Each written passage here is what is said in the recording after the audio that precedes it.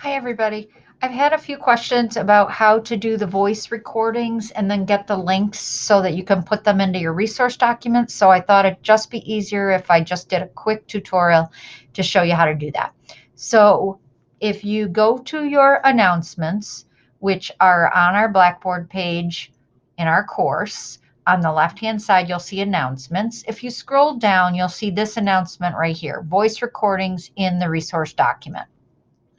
So this is a really wonderful tool. It's called speakpipe.com and it's a /voice-recorder.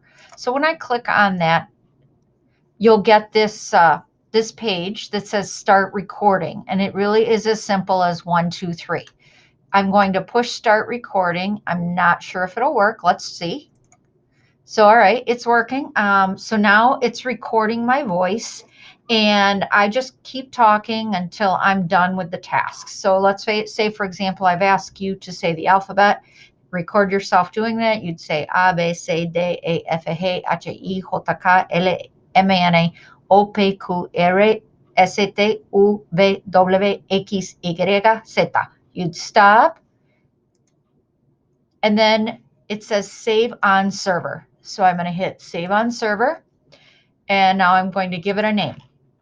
So I might call it Teresa and then alphabet, or I'm going to call it voice recorder tutorial.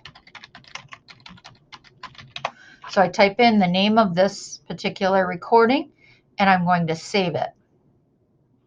It's processing it. It's going to save it to the server, and it only saves it, my understanding, is for 30 days.